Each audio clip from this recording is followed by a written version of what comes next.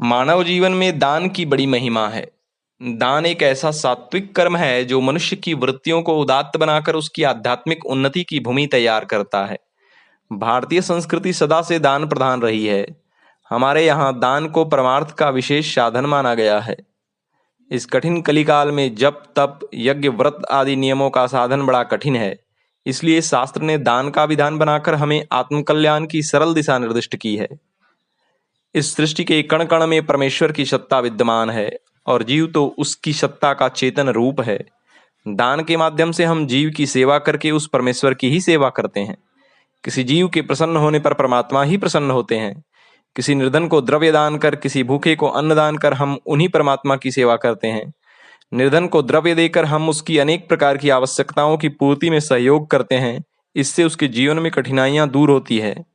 उसके जीवन में सुगमता आने से हमें उस अनंत सत्ता का परोक्ष रूप से आशीर्वाद प्राप्त होता है।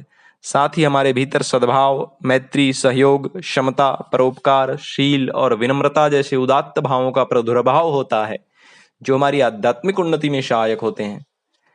निश्चय ही धन का दान किसी अभावग्रस्त व्यक्ति के साथ साथ संपूर्ण सामाजिक व्यवस्था को पुष्टि प्रदान करता है।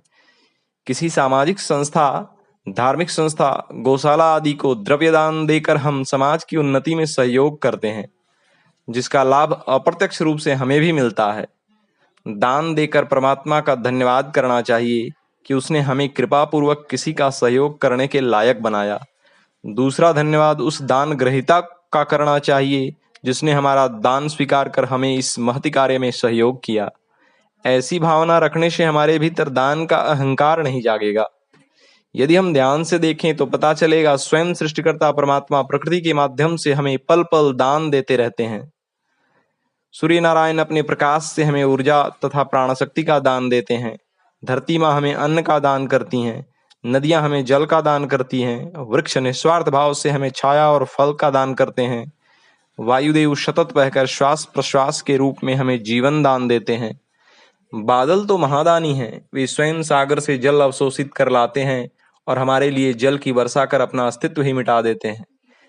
इन सब के सहयोग से ही तो हम जीवन धारण करने में समर्थ होते हैं।